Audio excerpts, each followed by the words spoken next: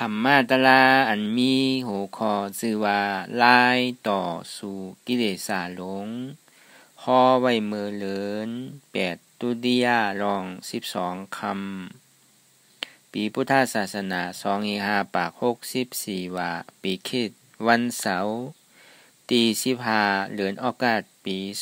2020ข้อไว้ตีวัดอนัตตวิปัสสนากรรมฐานกาดกู่เวงตนดี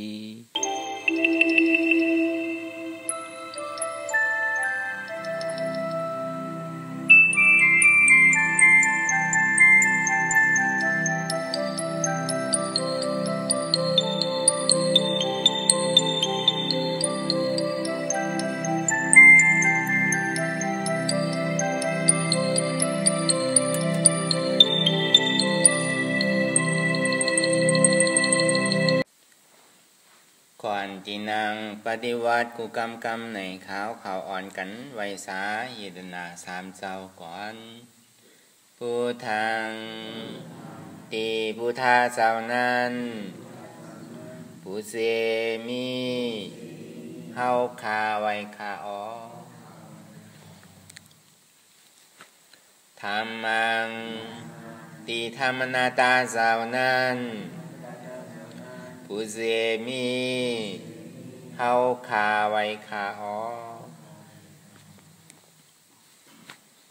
สังฆังติอาริยา8เจ้านั้นผู้เสมีเฮาคาไว้คาอ๋อต่อสืบการในเฮาตีไลลูคันธาหาเปิงดีพระราสังฆาก่อน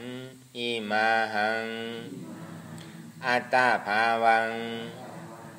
พุทธัสสะปริจาชามิ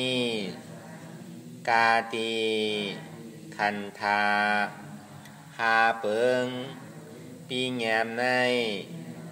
ดูตานเจ้าออกอิมาหังอัตตาภาวัง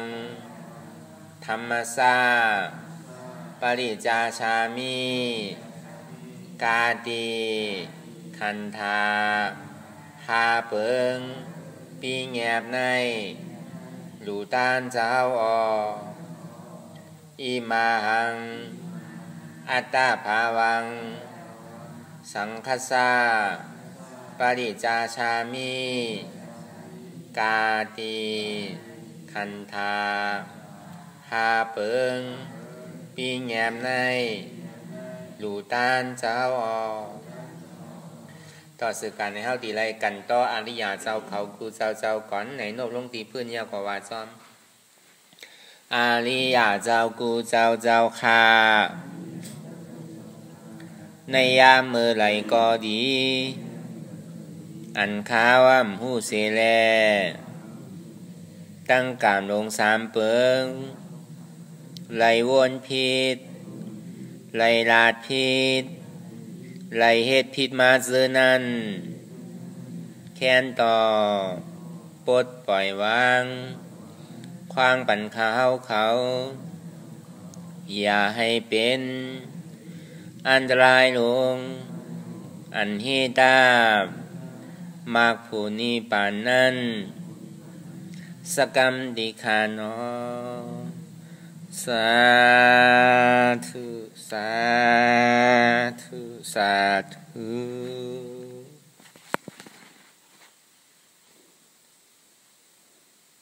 รายการนังอนัตตาวิปัสสนาภาวนาหานยอดธรรมนาตาในไหนมันดังสุดในกองเรานังขาไก่ปุด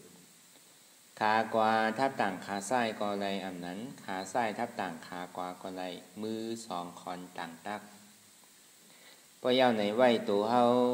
สื่ออย่าไปเคียงป้นตีอย่าไปหย่อนย่านป้นตีปยาวไหนคือเฮารับหูเนื้อเปิดวิญญาณปิญญารับตาเนื้อเปิดตาญาณปิญญายากตัวที่มันนอวิญญาณสายเรียนหูนั่นอันใดเสียนั่นในที่มันพุทธปอเกิดขึ้นมานั่นในก็คือเอาปอหมอวนวางแก็บตัดเป็นอนัตตาสัพพอไร quê gạo tang này không phải hắn chép phải hắn túc khả phải bỏng giấy nửa anh ta được có tôi lôm thời dạy khâu ọc ẩn tang thời dạy khâu yao yao thời dạy ọc yao yao thời dạy khâuดึกดึกthời dạy ọcดึกดึกข้าวเกิดออกตายข้าวเป็นออกลูกปองเกิดเวียบตายในหันสะพอที่มันเปิงเต้ที่มันปอเกิดขึ้นได้ก่อที่ได้เอาสมาธิที่ตั้งหันจือใจสมาสังกัปปะตั้งล้วนจือใจเนี่ยหันจือใจหันสังจือใจหันสะพอที่ว่ากูเจอกูลองนั่นในเฮาหยุ่มย้ำว่าเฮาอู้เปิงพองำมันใดเสียงก็เพราะว่าเฮามีปลายหยุ่มพิษไว้มีสาธิที่ไว้จากนี้ว่าคือเอาสติเอานั้นมาอยู่ที่ลมเทยใจเขาออกเอาหน้าตาทิ้งซิมไว้เก็บไปทาไว้เนี่ยสังว่ามันมีอย่างพุทธปอกเกิดขึ้นมานี่ก็เอาหน้าตาตัดจอมในปองว่าป้อมใจในใจมันจางให้ถือเฮาพ่งพ่งปิวปิวนั่นก็คือเฮาเป็นที่น่าเมตตาให้รักเหงาเฮานอนกว่านี่ก็มีกันดังคือแลมันพอดีตื่นหู้โตเสๆนั่นนี่ก็คือเฮาพอหูหันตั้นจอมมันเสๆพอหูหันตั้นจอมมันเสๆนี่ก็มันจางมันหนีจากมายามาเก้าเฮานั่นเหมือนอย่างเฮาว่าคนเฮตลานี่ก็เหมือนอย่างเฮาขึ้นเวทีขึ้นเข่งตาดีเข้เทงกันหน้าสังนั้นก็ตาดีเข้ตีมวยกันหน้าสังเนี่ยมันเหมือนอย่างนั้นเหมือนนั้นต่อสู้กับกิเลสที่มันพูดปอกมากิเลสตัวไรเสมว่าอย่าไปคือมันตันเข้ามาถึงโตเฮานั่นเหมือนหนังก้นตีมวยเหมือนหนังก้นลาดเทงกันเทงอาตากันเหมือนหนังก้นอยู่ในสภานั่นนะเทงกันนะคือแหละมันกรรมอันที่จังมายามันนิดมาจากเฮาเนี่ยมันติ่มพอเตอถึงโตถึงใจเฮานั่นเนี่ยก็เฮาติได้ทิ้งไว้อย่างนี้เคิงทิ้งมันไว้ก็มันก็มีนะสมาธิที่สมาสังกัปปะตั้งหันใจตั้งวนใจเพราะมันหันใจวนใจเอาเนี่ยฐานมันติว่าไรอันใจนี่มันมีปอกความอันที่ว่าที่ก็หาปรมาทหันปรมาทใดปรมาทเป็นปรมาทเนี่ยปอกความใต้เฮาว่าเต้นี่ก็หาอันเต้หาอันเต้ไรอันเต้เป็นอันเต้แต่ตรงนี้ว่าหาอันเต้ที่มันพุทธปอกเกิดขึ้นมาตั้งแต่ซี่เขาต่อไปจีนนี่ก็ไรเมื่อไปหันเดินเนี่ยก็วนทัดสางตัวดีๆว่ามันมีอันไรเต้เนาะเตียนเฮาเปิ่งเพราะมันไรนั่นตั้งแต่ซี่เขาต่อไปจีนเนี่ย1 วัน 1 วง 1 เดือน 1 ปีเนี่ยก็มันเกิงอยู่กูเขียงกูข้าวกูย่ามเนี่ยอันเฮาป่วนมาอะไรปีป่วนมาเลยสังเดือนป่วนมาเลยสังวงป่วนมาเลยสังวันป่วนมานั่นเลยสังเนี่ยอายุอาสาสายใจเฮายังตึกกึดอยู่ต่อถึงมือเดียวเนี่ยตายก็ยังมีลมหายใจอยู่มือเดียวเนี่ยก็ที่เรียกว่าการดีอยู่บ่มใจเลยตายอะไรรู้กว่าตีกาเป็นยังก็หู้เนี่ยส่วนที่ว่าขิงข้าวยามนั่นเวลาข้าวยามนั่นเนี่ยมันไปมันกินอยู่ตึงคำกินอยู่ตึงวันพอกลางวันเนี่ยก็ตาวันกินอยู่พอกลางค่ำมาเนี่ยก็เดินก็กินอยู่ส่วนที่ว่าอายุอาศักสายใจก้นเขาเนี่ยมันที่อยู่ยินยาวอยู่หมอกกะหือเนี่ยกาปั่นพองยามเหลียวในแค่ให้อายุอาศักย่ำถึงปากก็ต่ำลงดีติ๊กลดลงดีติ๊กมันดีลงต่อถึง1 ปากลง1 ปี1 ปากลง1 ปี5 วันตั้งแต่เมื่อพระเป็นเจ้ายังตึงมีอยู่นั่นในข้าวตังป่นมาเย่า2-5 ปาก64ใน2-5 ปาก64ในอายุอาศักสายใจเมื่อข้าวยำนั่นปากเศร้าปากเศร้านี่2-5 ปาก64อายุอาศักก้นเมื่อเหลียวแต่ก็มันก็ลดลงมาหมอก25-26 ปีส่วนที่ว่าก้นเท่าแต่อยู่ที่ไรหมอกปาก90ปลายพอป่วนนั่นก็หูตัวเก๋นะอันตาดีหันก้นอายุเป็นปากนี่มันเป็นกาปานลงกาปานดีพอหมอเอาเนี่ยก็มันเป็นกาปานดีหันสังเวกาไรหลีกาปานพ่องยามเหลียวในเฮาก็หันอยู่จอดเจ๊กับไก่เลยลองตั้งไข่ตั้งเป็นนั่น มังเผามังปอกมันก็มาเปียนี่เฮานั่นน่ะก็บ่แฮงไหนเสียจ่านี่มันมาเปิดเปียปานนั้นน่ะเฮาว่าเฮาหันลูกหันหลานหันผัวหันเมียหันปอหันแม่หันพี่หันน้องเฮานั่นมันเสียจ่าเต้ๆนั่นน่ะมันเสียจ่าเต้ๆเป็นคือละมันเสียจ่าเต้ๆก็บอก3วัน5วันนั่นน่ะอันเฮาเป็นน้ำหูน้ำตาให้ห้องที่ใจติดในผาดยานกว่าก่อนเตียนเฮาหักเฮามักเฮาเสือกซ้ำในผาดยานกว่าซ้ำหนุ่มป้นในสัง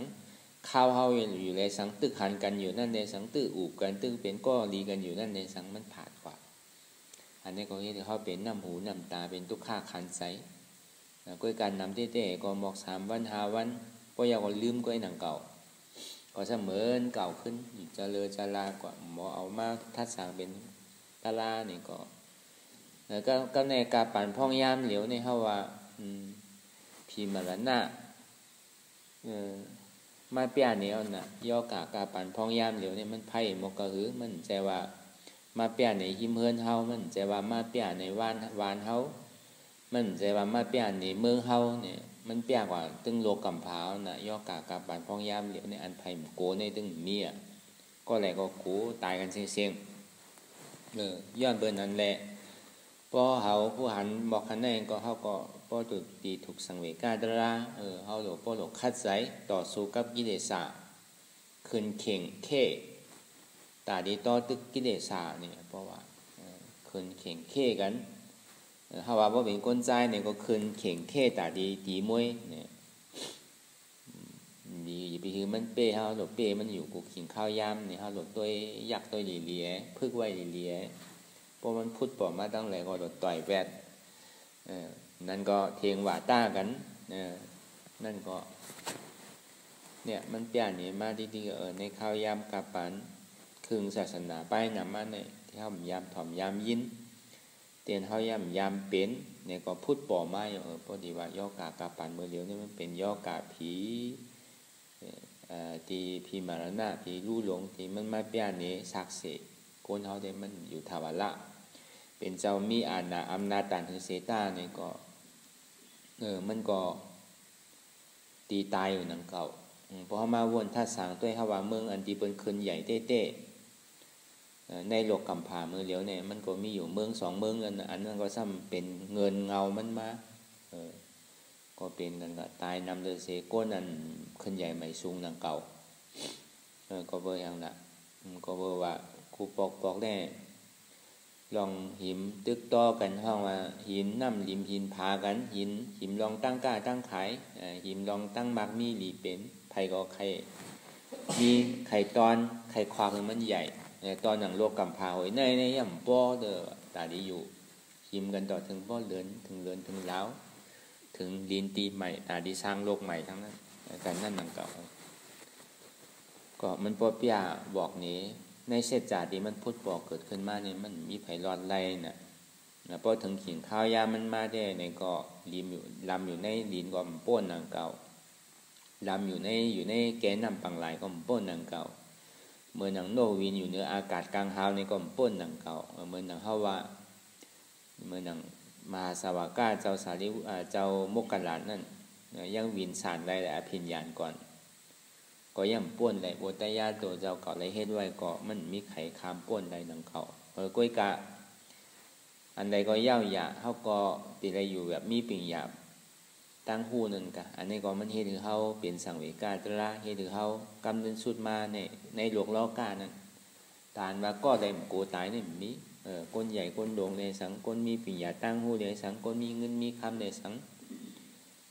อันจ้ามีเป็นหมัวเป็นสาวุนได้สังเนี่ยก็เลยก็เป็นโกตายกันตึงโลกโกตายกันตึงวานตึงเมือง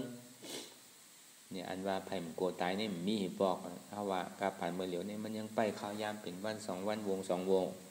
มันใจกึ่งกลางในดีตายกว่าถ้าว่ากาผ่านเมื่อกูปอกเมื่อวันเมืองไปขึ้นใหญ่ได้นั่นเป็นห้องย่อกะหากินปอดกินตับเนี่ยอันนั้นเนี่ยพอเปลี่ยนขึ้นอะไรก็ก่อยขึ้นนั่นก็เดี๋ยวก็ป้นมากกว่ามีอยู่หลังเก่าก็การมันเพตื้นเหมือนหลังในกะก็การย่อกะกาปานพ่องย่ามเหลียวแล้วมันมีปีกน่ะมันมีปีกมันกว่าอะไรตึงโลกำพามันก็ขึ้นกาบขึ้นปานจอมในหวานเมืองขึ้นใหญ่หลังเก่า ก็เบอร์วันเมืองขึ้นใหญ่มากเนี่ยก็ย่อการนี่มันหมอวินอ่ะย่อการนี่มันหมอวินหมอขี่หมอกวาดทั้งในทั้งนามันก็ดินน่านตายนั่นน่ะย่อกากุปอกเนี่ยพอตายเนี่ยก็ตายเป็นวันนั่นก็เพื่อกาวานใดวันนั่นแกมันเพตื้นกว่าหลายตีหลายตั้งกันเมื่อเหลียวเนี่ยมันใจหนังนั้นอ่ะอันนี้ทีแรกว่ามันเป็นทีมารานะมันมาเปียนี้สักเสว่าโกนเฮากูก็เนี่ยมันมีไผร้อนไรก็เพราะว่ามันหลงตัวเริ่มขี้อยู่อาบเหมือนดังตีมตายหลูตีเต้พอมาแตกตัวในอายุอาศักใส่ใจนี่มันยินยาวอีกทีเดียว่ามันเป็นกาปานพองที่อายุอาศักตึกลงหมดที่โกนเฮาเนี่ยก็ทางใครเป็นล้อผ้าเนี่ยมันพูดปอกเกิดขึ้นมาน้ำเอาน้ำติ๊กเนี่ยก็หิมกันอันใดก็ใครอันใดก็ใครหิมกันเป็นใหญ่เนี่ยมันก็เฮ็ดมากูเจอกูลองเย้าก็พอมันทิ้งไรมาเนี่ยก็มันก็ลันออกมาก็มันเฮ็ดถือตัวโกนเฮาเฮ็ดถือสตวาทั้งวัดทั้งเสียงนั่นไรลู่ตายย้อนมันนั่นน่ะกูปอกมันเหมือนเดียวมันก็หนังนั้นเก่าในเฮาที่ไรทบไรญ่าได้ยินได้ทบมายามหันก็ไรหันยามยินก็ไรยินมายามหูอะไรหูมานั่นนะในจองนี้ว่าในโลกล้อก้าเนี่ยมันแดกลายค่ายกว่าติ๊กลองกันตายลองกันคุณมาหน้าคนตายเนี่ยมันมากูเสื้อกูลองกันมันมากูตีกูตั้งมันมาอะไรตั้งใจลินก็มาตั้งเหนืออากาศกลางหาวมาตั้งไรตั้งเหนืออากาศกลางหาวก็มาในน้ำป้อมไรในน้ำเนี่ยก็พุทธป่อมาในลินเนี่ยจองนี้ว่ามันมาเปียในเขาเนี่ยใช่ว่ามาเปียอยู่กล้อง2 ก้องใจว่ามาเปียอยู่เฮิรน2 เฮิรนน่ะมันเปียตึงโลกำผาคือเปิ้นพอตื่นโคเฮก่อนเสียงอันเนี้ยเพราะว่ามันมีปื้นฐานตะลาไว้ปื้นฐานตาดีจ้างตื้อกำก็บอกว่ากูลองกูเจอโก้กูเจอคนเอากำนึงสุดมานี่ก็ตีได้ว่ามันก็ฮักอันฮักหนาเดี๋ยวเปิ้นนี่เป็นตัวใจเจ้าเก่านั่นน่ะพอถึงกินข้าวยามนั่นพูดป่อไม้เอาเนี่ยอันว่าลูกว่าอันปอเมกันว่าใช่ไหมมันก็เลยอยู่จำหิมห้อมกันมากเอาเข้าใจป่องใจกันมากว่าอย่าไปกวาดทั้งในทั้งนาเพราะมันกวาดเต้ก็ห้ามไล่เพราะว่าอุปเตวานเมืองกฎหมายอุปเตมันวางไว้เพราะกว่าเขาติญาเต้เพราะมันเทศจอมนี่ก็มันก็ที่ได้ว่าพอเอามาเป็นตอนสอนลองตั้งหลีลองตั้งตะลาเนี่ยเต้ก็มันก็หลีมาซื้อควรเดียนใดผ่านยานไกลกันเพราะสุเลยอยู่หิมห้อมจำกันโดยเสียงมือข้าวยามกินข้าวอาสังทำกันก็ข้าวยามมือรับมือนอนก็เนี่ยสิ่งที่ได้ทบยากันนั่นกาปันย่อกามือเหลวก็มันก็ที่เรียกว่าเป็นพ่อนดีเยอะอันไรอยู่พออยู่เพิ่นได้อยู่หิมห้อมจำกันมากนี่ก็เป็นดีเมี่ยวหนึ่งพอที่เอาล้อกี่ว่าพอที่เอาล้อกุตลาว่านี่ก็เขาบอกเกิดตาตะลาว่าในโลกล้อกาในอันไผ่มโกตายนี่มีมันตีเหมือนเมืองหนังกูปอกที่ในหลายกำพาที่มันพูดปอกเป็นมานั่นเมื่อกำพาที่แตกในข้าวตั้ง100,000 ปีเฮาว่าในมือเหลียวในย่อกาปานพ่องยามเหลียวในมันอยู่มันปีกมันทิ้งอะไรน่ะก็ในเพราะว่าโลกที่แตกอันว่าในข้าวตั้ง100,000 ปีอันว่านั่นก็อะไรมันโกเนี่ยมีก็ขั้นท้ายในทางปากปูนเฮงปูนหนึ่งปูนเมื่อถึงข้าวยามนั้นมาเนี่ยช้างเขาลูกเมืองช้างมามันโดดใจขยะเสียงก็ว่าเสียงช้างเนี่ยมันแห้งมันหลังน่ะว่าอันสัตวาตัวอะไรมันหู้เนี่ยมีอะไรยินเนี่ยมีว่าในข้าวตั้ง100,000ตั้งนานนั่นโลกกำผามือเลี้ยวที่เฮานั่งอยู่มือเลี้ยวเฮาที่อยู่มือเลี้ยวเนี่ยมันติดแตกก่อยอย่าไปเฮ็ดกันอย่าไปเฮ็ดลองตั้งพิษหรือมีศีล5ศีล8กรรมศีล5ศีล8มิ้วอันกินเนื้อกินปลากินโตกันนั่นอย่าไปเฮ็ดเนี่ยอย่าไปฆ่าอย่าไปนิจจากกันพวกใครออกมือป่นหลอดในภัยใหม่กำผาเนี่ยตัวลมตัวใจเข้าออกห้องอานาปานสติเนี่ยมันเกิดขึ้นมาดีนั้นพอตัวลมถอยใจเข้าออกสติวนตัวที่ลมถอยใจเข้าออกอย่างมันพูดป่อมากก่อนใจติดใจจับใจกับเมื่อข้าวยามนั้นโกนเฮาในสติตื่นหู้โตเสียๆว่าดึงใจติดใจหอยอันใดก็อะไรก็หักตัวเจ้าเก่ามดก็อะไรก็ใครตายว่ะก็อะไรก็ใครควัดจอดถึงดีจั่นสูงดีอันไพ่มันถึงนั่นเพราะเป็นเช่นนั้นเนี่ยก็พออายุอาศักใส่ใจสุดกว่าก็คืนกว่าเป็นเมืองช้างพุ่นเสียงก็บอกว่าไพ่ไมโลกำพานี่มันจะว่าไมในโลกในอันเลี้ยวตอนหนังอเปสีภูมิสีเมืองผีหกคงตั้งแต่ จตุมหาราจิกะทาวติงสายามาตุสิทธานิมมานารติปะระนิมิตาวัสสาวติต่อถึงแจ้งปฐมาตุติยานั่นน่ะไพ่ตีร่างกำผาเนี่ยเป็นมือนั้นข้าวย้ำนั้นมาในอันไผ่โกนี่เมียพอเขาขึ้นมาแตกมือเหลียวเนี่ยมันกว่ากันสิอีกหนึ่งก็มันแตกกันไรมือข้าวย้ำนั้นในอันที่ว่าไผ่โกนี่มีในก็ที่เรียกว่ามันเปียนี้เสจ่าเตี้ยมันพูดปอกเกิดขึ้นมาเป็นเต้มันอย่างก็มีอันโกนเฮามันผู้ไรมันก็มีดังน้ำนั่นน่ะอันที่มันเกอะไรนั่นก็มีดังน้ำนั่นน่ะมีว่าตัวกิเลสตัววงแมงกิเลสลงก็ในว่ามันจะว่าดีคู่กว่ากูเจอกูร้องนั่นน่ะเหมือนหนังจ้างสีดินยังประหลาดนั่นน่ะเหมือนหนังนกที่มีปีกยังจางฮักนั่นน่ะมันเป็นอย่างนั้นกันพี่อยากให้ภายให้คู่กันก็มันยังหมอร่วมหมอตาวหมอพิษหมอเปิงนั่นน่ะตาเดียมันพิษเปิงในห้องว่าปีอยาผ้าเป็นเจ้าปีอยาผ้าเป็นเจ้าในเป็นอย่างละสมาธิที่สมาสังกัปปะในปีอยาตั้งหันใจตั้งวนใจก็บอกว่าในโลกล้อการนั้นมันหันพิษไว้วนพิษไว้มันก็ดีไรยากของพิษอยู่ที่หามือเย้ามือสุดมือง่ำเย็นมีปอก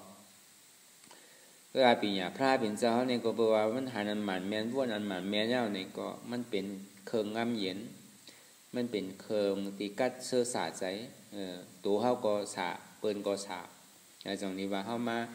เฮตราวิปัสสนานั่นเนี่ยเขาห้องว่าต่อตึกกิเลสสาลง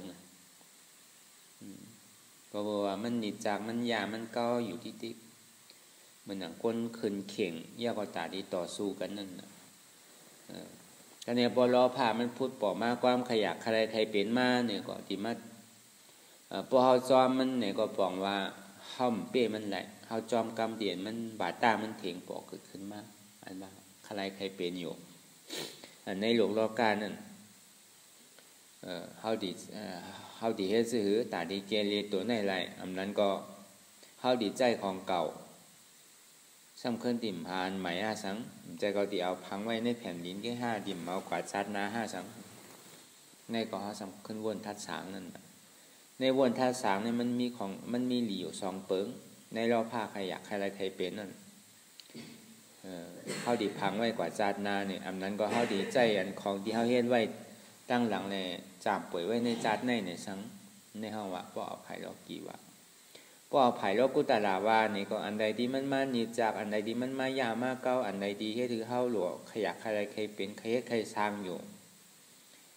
ซึ่งนั้นที่หาเมื่อย่างเมื่อสุดเมื่อเติงมีนั่นเนี่ยพอลืมเหตุการณ์ตัวใจเจ้าเก่าก็ตีไรวนเอายามปิญญาสมาธิที่ตั้งหันจือใจดีเต้อันนำลองไอ้ใหญ่มันเต้อันถูกที่คัดใส่นั่นการดีพาแหวกความขยักอะไรใครเป็นนั่นเฮาก็ดีในมีความขยักอะไรใครเป็นพาไว้ในหมากหัวใจตั้งหันจือใจหันเฉพาะอย่างที่มันพูดปอกมาเฮาก็ถอมเย้าหันเย้าโนมเย้ากินเย้าเต้เย้าในธรรมดาของโลกกิเลสานั่นใครถอมใครหันใครโนมใครกินใครเต้เกาเจิกหนาเนี่ยมันเป็นเหตุของความโลกขยักอะไรใครเป็นก็ตานมันดิ่มตัดความอยากใครใครเป็นแปลนั่นเนี่ยก็เสียงนั่นก็เสียงก็นั่นก็หางนั่นก็หางก็นั่นก็อายนั่นก็อายนั่นก็อายาศาสตร์นั่นก็อายาศาสตร์กินเบอร์อยู่เสื้อผ้าคนดุงปูนปปีห้าบตาวันจ้านบวชมันก็อุปเปิงเพราะงั้นมันได้เป็นหน้าตาในตาที่คาซัดตัดแปดตัวยะความอยากล้อผ้าอะไรใครเป็น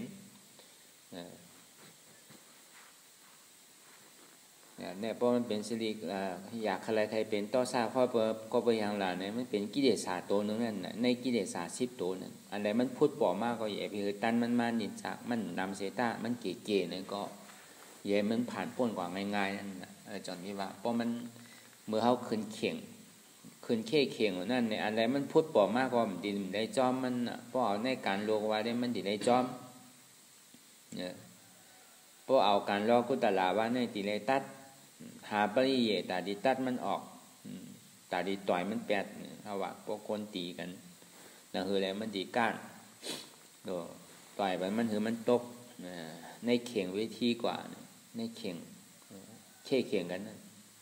เหมือนล้อผ้าที่มันพุดปอมาเนี่ยก็มันมีหลายแก่หลายเจือหลายรองนั่นเก่าก็เพราะมันเป็นเงาของทุกกิเลสาลงเป็นอันแห้งเลยเปิ้นในตัวในล้อผ้าความขยักอะไรใครเป็นก็ในสองมาในต่อซาใจรำใจกำเนี่ยพอมันพุดปอเกิดขึ้นมาเนี่ยก็ที่ไรมีใจจมมีใจหมจมที่มันพุดปอมากำไรเชมบะลองอันนำเจิกเนี่ยก็เป็นต่อซา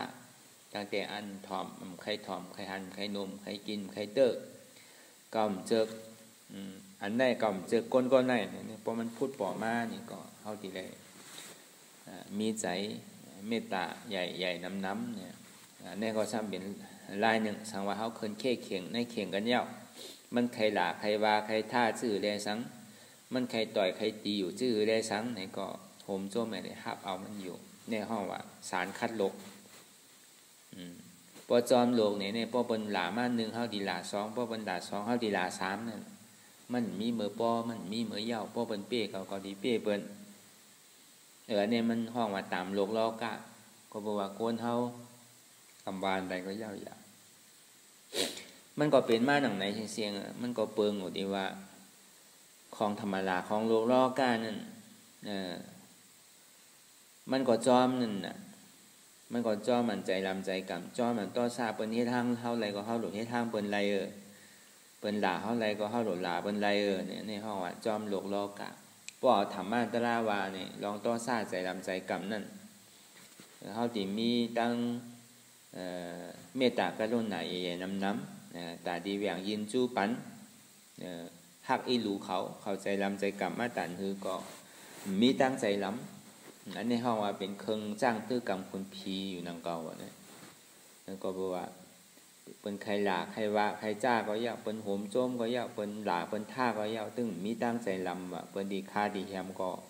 อันตัวเจ้าเก่าเฮ็ดไว้อยู่ในเลี้ยวเป็นใครแฮมใครตายก็ตายย้อนเปื่ออันตัวเจ้าเก่าเลยเฮ็ดลองตั้งดีก็ปล่อยมันในรอบเนี่ยอันนี้ก่อนที่เรียกว่าเป็นเครื่องสร้างตื้อกำคุณพีเขาตายเป็นคุณเชิดจ้าคุณเชิดจ้าเนี่ยใจอันในนางเก่าทีแรกก็ขึ้นเป็นคุณผี33เจ้านั่นอันอยู่ในเมืองตาวาติงสามีขุนอินเป็นเงาคนนึงเนี่ยเลยเอาเครื่องตาเฮ็ดลองตั้งสังเสมบ้าเปิ้นใครหลาเปิ้นใครป้องเปิ้นใครใส่ตดปันใครเอาตายก็ใจล้ำตึงมีใจล้ำใจกำตาโกนอันใครเฮ็ดให้เพิ่นเห็นไว้ใจมันน่ะคุณอินตึงมีกำใจล้ำสีอิดว่านั่น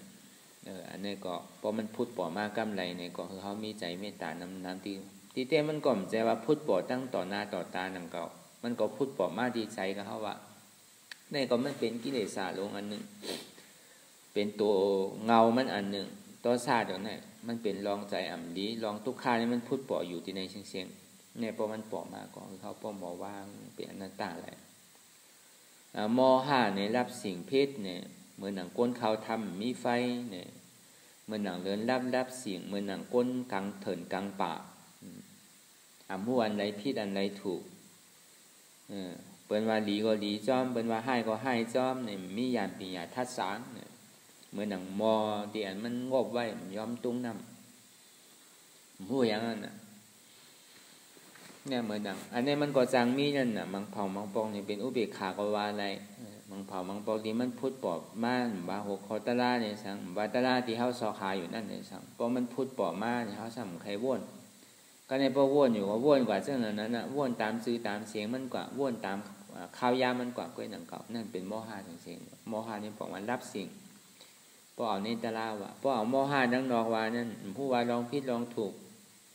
อันนี้เฮ็ดพอเฮ็ดให้มันดีอันนี้เฮ็ดให้เลีย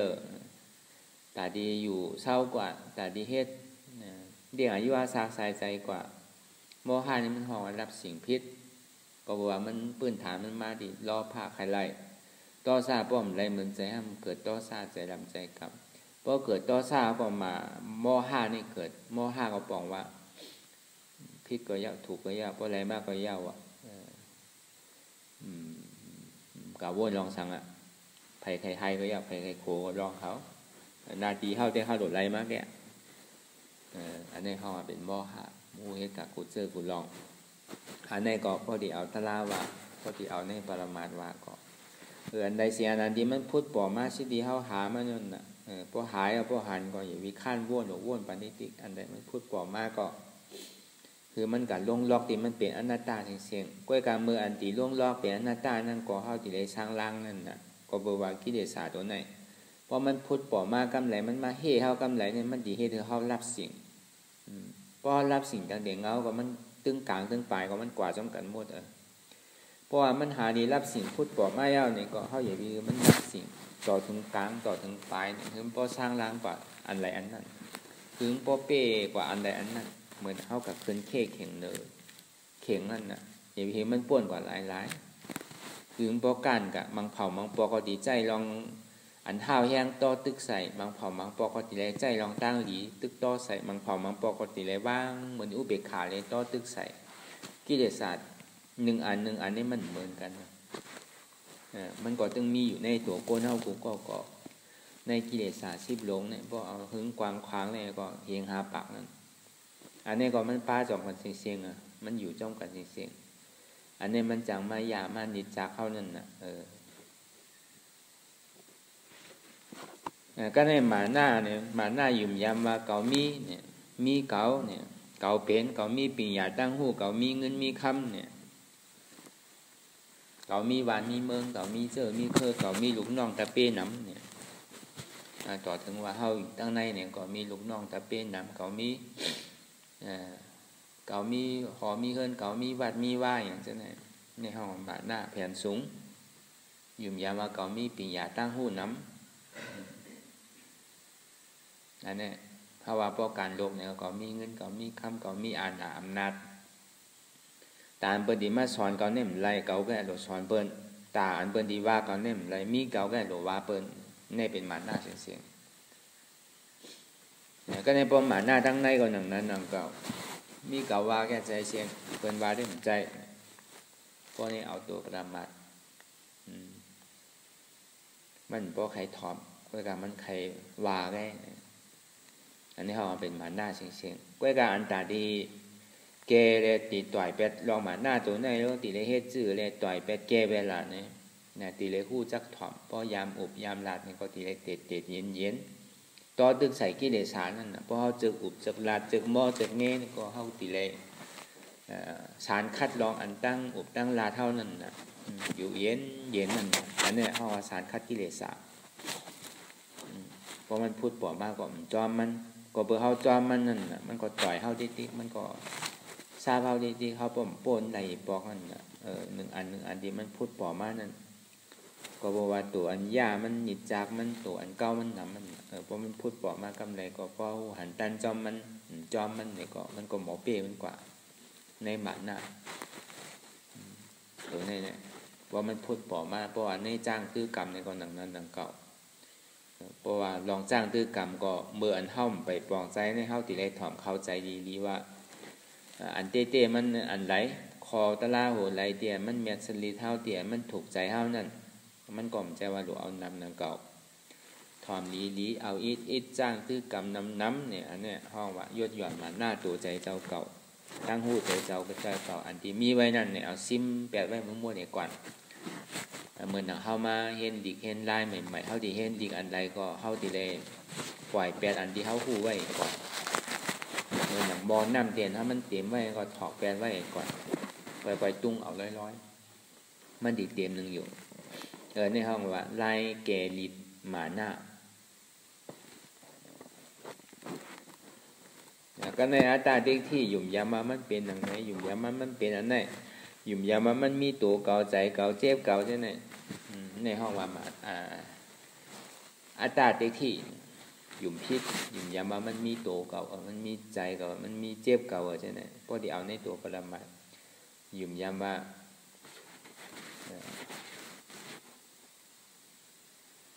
เมืองโกนเดียเมืองพีเรียเมืองสางเรียเมียในเมียนาเนี่ยเขาว่าเป็นห้องเด็กที่ตั้งอยู่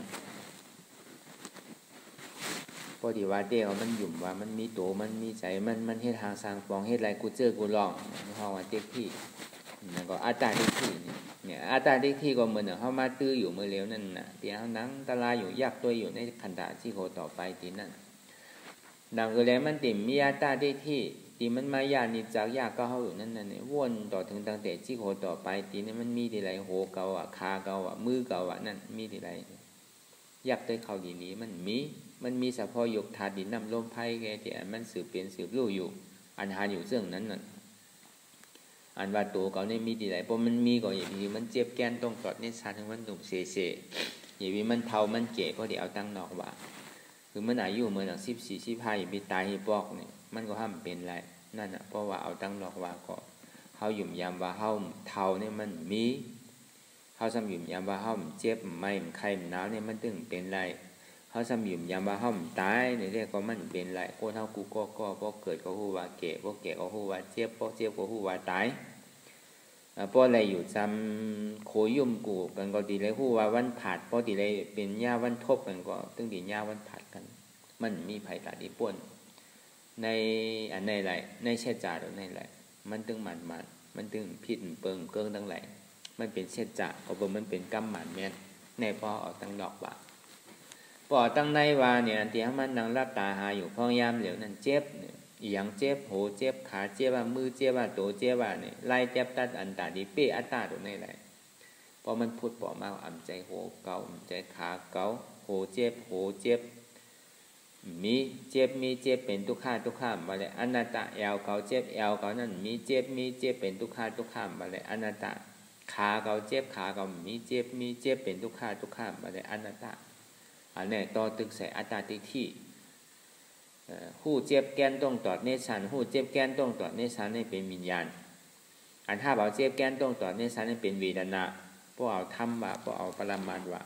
เพราะว่าโยกวิญญาณเวทนาอันหาเจ็บนั่นเป็นยุบธาตุอันหู้เจ็บนั่นเป็นนามธาตุอันห้าเจ็บนั่นเป็นเวทนาธาตุอันว่างเจ็บใดตั้งเสนั่นเป็นธรรมธาตุมันมีอะไรที่ว่ามันเป็นตัวเกาใจเกาเจ็บเกานี้มันมีเนี่ยผู้อ่านของแจงแรงใจจะในจ้างตื้อกรรมกว่าเนี่ยขาสัตตาเป็นอัตตาทิฏฐิก็บอกว่าการปานพ้องยามเหลวเนี่ยมันเป็นการที่อันหล่ำลองลึกคึกตอนเหลวเปิ้นนั่นแต่ที่เอาอัตตาก่อยมันตั้งปฏิวัติเตกิเลสาตั้งหมดตั้งเสียในอัตตาเนี่ยอายุใหญ่หล่ำลองเลยเปิ้นเหมือนเขาจะเป็นผู้ทุศนาตาดียังเขาจูอริยะตาดีปิกอเปสีผู้มีไรนั่นที่เลยขาอัตตาเป็นสิ่งอันนี้มันเป็นการใหญ่งานใหญ่เต้เป็นงานปฐมะเงามันอันเฮาตีกวายเป็นอัตตาทิฏฐิตรงนี้อันนี้เฮาซับแรงลองกิเลส10เปิงกะอันที่มันปอกเกิดขึ้นมาอันใดเสียเยาๆที่มันพูดปอกมาในอย่างพี่มันกว่าหลายก็บ่มันป่วนในกิเลส10เปิงนั่นบางเผามาปอกมันต้านหันอัตตาของกิเลส10เปิงอันใดเสียอันนี้มันจังมาญาณนิจจาเฮานั่นกวยกะมันมาตั้งหลายเสตาก็บ่ว่าการเฮานี่มันเป็นการตาที่เอากิเลสออกตาที่คาสัตตาแปดกิเลสลงกิเลสอะไรก็ยากที่มันพูดปอกมานั่นคือมันป่นกว่าหลายเหมือนเขาเหตุการณ์ให้ง่ายให้อย่างก็ยาวอย่าเย่ไปมันมีที่อันข้างคำสร้างร่างหรือมันหมดใสไว้ยากเหมือนหัวเฮิร์นที่เขาปั้นเขาเพียวนั่นอันอยู่ที่เศร้าเขาเมื่อวานจานจีนเท่านั้นร่างมันหมดใสกูตีกูเจ็บกูเจนั่นเย่ไปมีผุ่นขี้ผุ่นก็ตีในปัดปวดลุ่มล่าเสร็จถึงว่ามันถึงตีถึงตั้งนี่ก็ทีไรว่าเขาพึกอยู่เสียเขาล่างเขาปอดเขาสุกอยู่เสียนี่ก็มันก็หมดใส่อยู่เสียป้อมล่างปอดสุกสีอยู่นี่ก็มันก็เป็นเฮือนห่างกว่ามันดูมันปังมันก่อยกว่าหมดเพราะว่าเขาปล่อยมันป่วนกว่าเย้าหลอกหลายนั่นนะ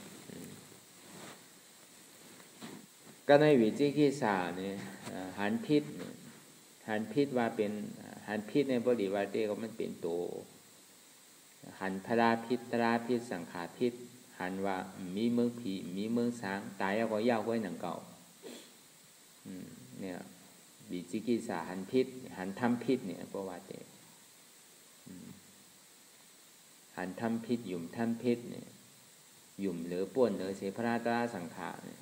อันเนี้ยไพ่หันตัวนี้มันก็เป็นตัวกิเลสทั้งตัวหนึ่งที่หันทำพิษก็เนี่ยเพราะว่าเขามาชื่อละอันเพราะเขาว่าตั้งนอกเนี่ยก็ปกติเอาในพุทธศาสนาว่าได้เนี่ยก็มันก็หยุ่มยำเกลีในพระดราสังขารยตนาแก้วแม่3เปิดโดยเสียนั่นได้มีตาดีหยุ่ม มันจึงมันแก่นอยู่ในศาสนาพระตระสังขารอันนี้แกหรือเสียนอกในแต่มีอันใดที่ยุ่มแท่งในห้องว่าเพิงเกิงในศาสนาพระเป็นเจ้าป้อนี่ก็ยุ่มพียุ่มไตยุ่มเนยยุ่มผีต้นไม้ต้นจอกกับปูจ่าบูจ่าผีต้นไม้ต้นจอกผีป่าผีเขาอย่างเช่นนั้นไม่เป็นเกิงติดขี้มดนะไม่เป็นมิจฉาทิฏฐิมด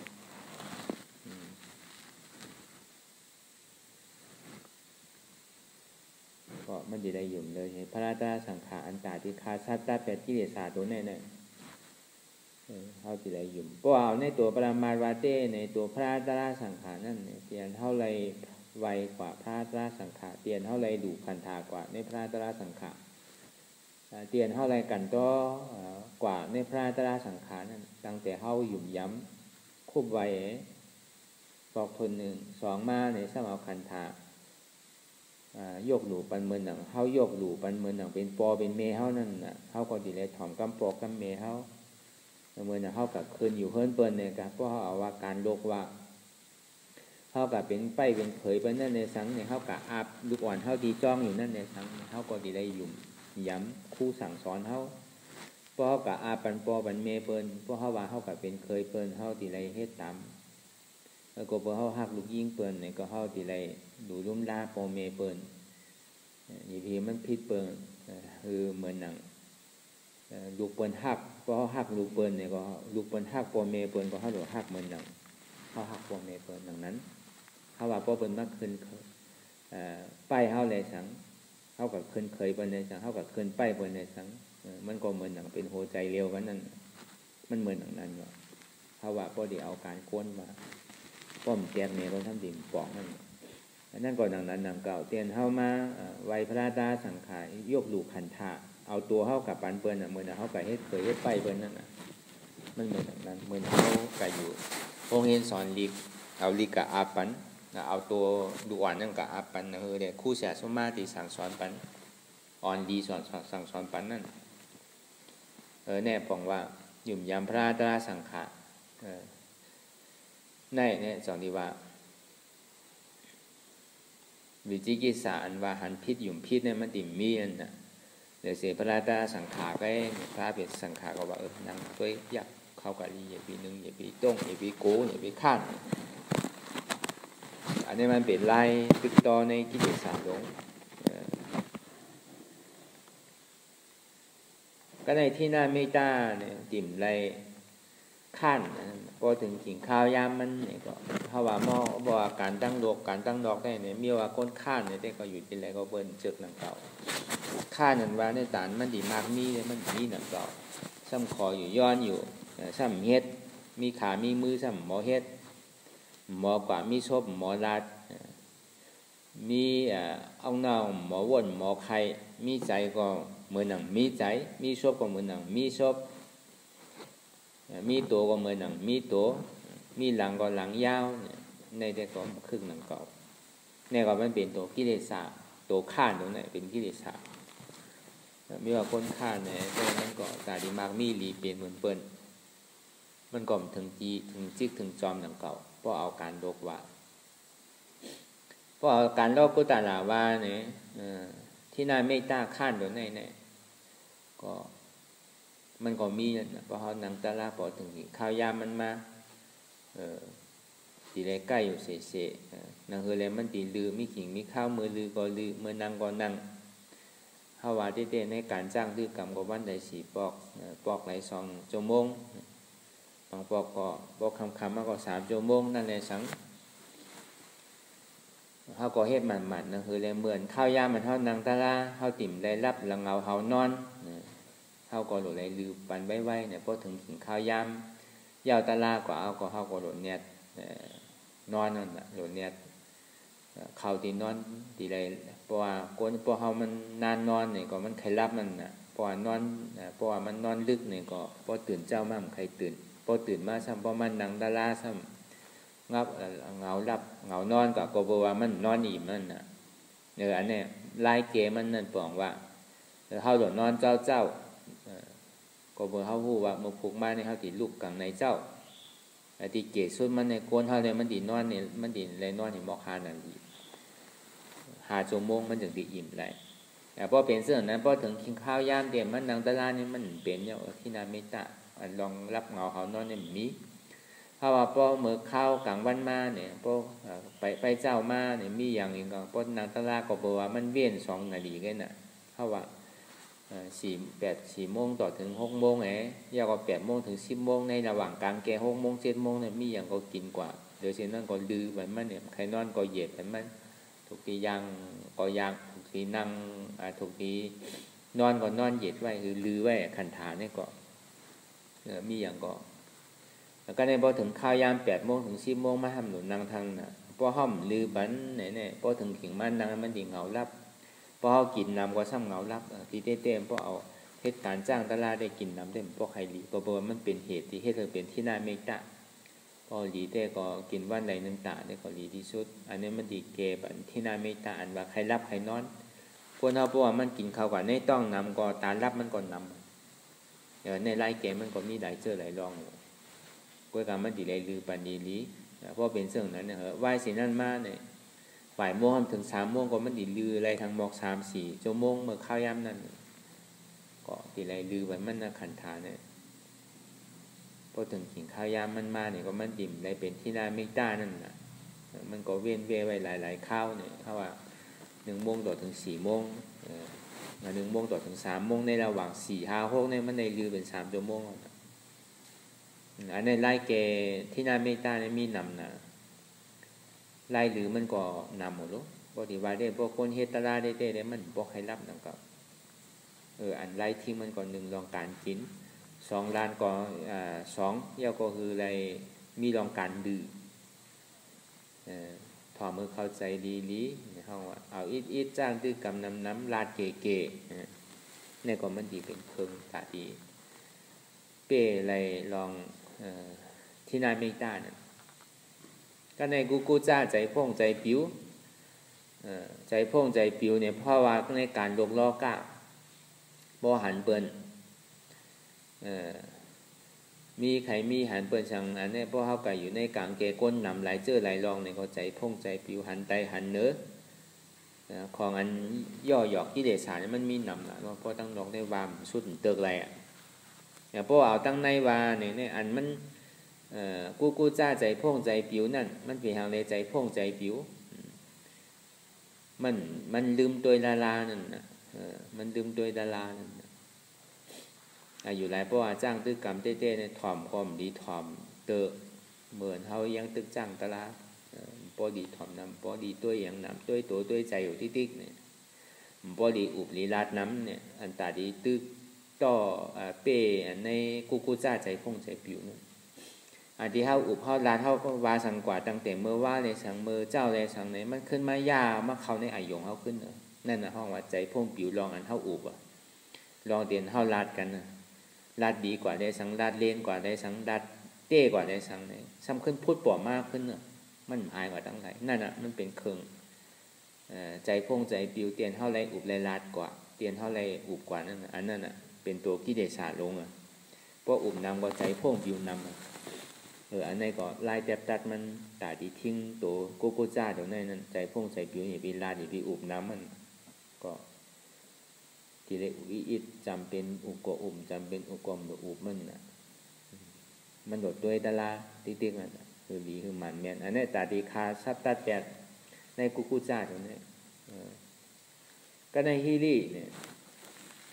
ฮิริหรืออะไรมีตั้งโกต่อบาปว่ะเพราะมันเป็นอากุโสตั้งพิติมเป็นรองดีในหรืออะไรโกก็เดียวว่ะบ่ห้ำโกเขาดีไรโทษเขาไรญานั่นนะเขาดีไรกับจามดีอันรองตั้งดีนั่นดีไรโกว่ะเพราะตั้งนอกว่าอันใดดีมันผิดอันใดดีมันถูกอันที่มันเป็นมิจฉาชีพมันใจเป็นสมาอันนี้ก็ดีไรโก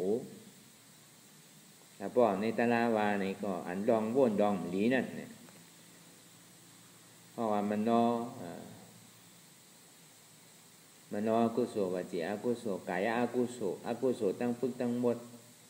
ว่นลองดีนั่นเปิ้นเปียงเฮาเปียงเปิ้นเหนือเฮาเหนือเปิ้น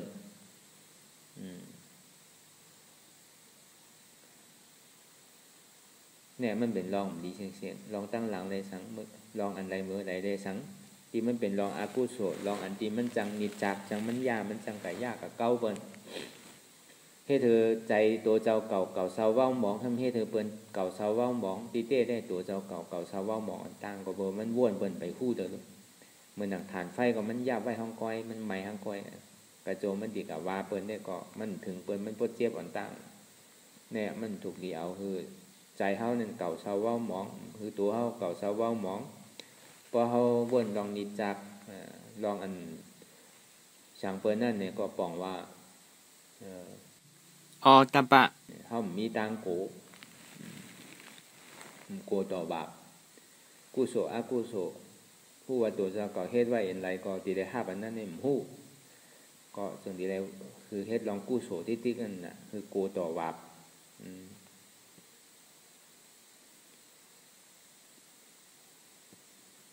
ฮิริมีความอายต่อทั้งอายต่อรองการหลีตั้งแต่มโนกรรมวจีกรรมกายกรรมใจว่นอันดีซบลาดอันดีตัวอันเฮ็ดอันดีนั่นสิได้หมอผู้ตั้งอายเพราะว่ามันเป็นรองตั้งที่เดียวนี่ตัวผู้รองอายนั่นสิได้มีรองอายตัวอายใสเพราะว่าในตัวปรมาทวานั่นในก็หนังนั้นหนังเก่าเมื่อเฮามาเฮ็ดตาลานี่ก็อายซื่อล่ะอันตาดิเป้ลองตั้งอายไหนนั่นเนี่ยเพราะเฮามานั่งตาลานี่ก็พอเจ็บแกนต้องตอดเนสานสันไว้ปอเกิดขึ้นมาอย่าไปโกอย่าไปค่ายอย่าไปลายอย่าไปพื้นอย่าไปต้งอย่าไปหนึ่งอย่าไปเปิดตามึนตาอย่าไปมองขิงมองข้าวมองยามพอหนึ่งเฮาต้งเฮาค่ายเฮาลายเฮาพื้นเฮาเปิดตามึนตามองขิงมองข้าวมองยามเนี่ยเฮาอายพระลาอายตะลาอายสังขะเตียนเฮาหยุ่มย้ำนับถือไว้กว่าเตียนเฮาเลยยกดูปานกว่าเย้าเตียนเฮาเลยกันจ้อกว่าเย้านั่นเฮาซ้ำขึ้นเอาขึ้นเฮาซ้ำดูเต้เฮาจัง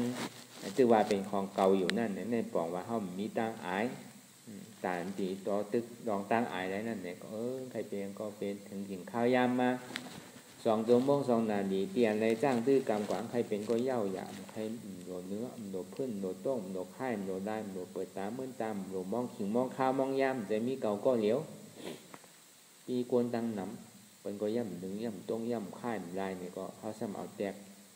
อายดังในอายดังนอกเนี่ยอายเปิ้นเนี่ยพอเขาหนึ่งเขาต้งก็ดีอายเปิ้นกันในพอเขาหลักต้งตั้งโตตั้งใจทำดีอายพระราดาสังก็เบิกพระราในหันนั่นนะพระราในหันนั่นนะอาริยสังขารเขาในหันนั่นนะอันนี้ก้นหันก็พีหันนั่นนะเขาว่าเนี่ยถูกดีหมออายลองอันนี้มันจะดีช่างถูกอันนี้เหมือนเขาพัดต่อกิเลสเหมือนเขาขึ้นเข่เข่งลองบาดต้าเลยสังขึ้นเข่เข่งลองตีมวยเลยสังอย่าเพียงมันตั้นต่อยมันเขาโดดต่อยมันติดอันนี้มันเป็นเครื่องสารคัดกิเลสเนี่ยก็คือเขาเอายามปียาเขาว่นยาวข้าวยามหนึ่งอย่าปีว่าไพ่อย่าปีว่าเทิงเตียนเขาหันเตียนเขาว่นเตียนเขาว่นเตียนเขานั่นคือมันเพ่งเพ่งกันกว่าเนี่ย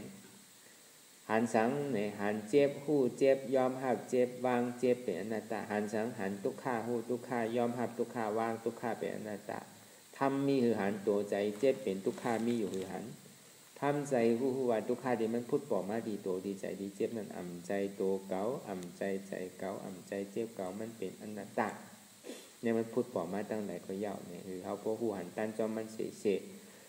ว่นต่อถึงเจ็บนั่นพอสุดเสียงเกียงหายกว่าว่นต่อถึงทุกข้านั่นพอสุดเสียงเกียงหายกว่าตัดต่อถึงอัตตานั่นพอตุกพุทธขาดกว่าอะไรที่มันพุทธปอกเกิดขึ้นมานั่นก็คือเขาพอหมอว่นวางแตบตัดเป็นอนัตตาสะพอไหลนี่